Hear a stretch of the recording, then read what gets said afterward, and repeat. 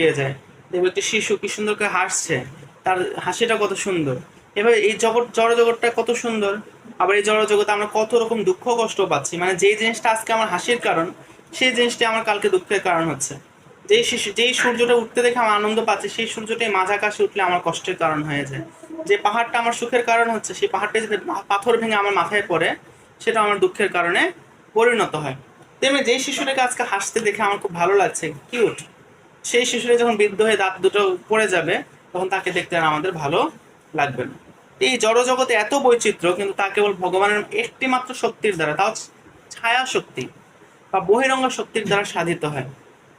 আর সেখানে ভগবানের চিন্ময় অন্তরঙ্গা শক্তি, তিনি যে অনন্ত কোটি রূপে ক্রিয়া করেন, লীলাবিলাস করেন বা ক্রিয়া করেন, অন্তরঙ্গা শক্তি, সেই শক্তি কতটা চমৎকার ভাবে ক্রিয়া করে সেটা আমরা বুঝতেই পারছি। তাহলে যে বহিরঙ্গা মায়া শক্তি এককভাবে ক্রিয়া করে যদি এত বৈচিত্র্য করতে পারে, তো ভগবানের চিন্ময় অন্তরঙ্গা শক্তি তা বহু রূপে ক্রিয়া করে কতই না বৈচিত্র্য সৃষ্টি করতে সক্ষম। এই সমগ্র অন্তরঙ্গা শক্তির মূল উৎসরূপা হচ্ছেন রাধাদিনী শক্তি শ্রীমতী রাধা ঠাকুরানী।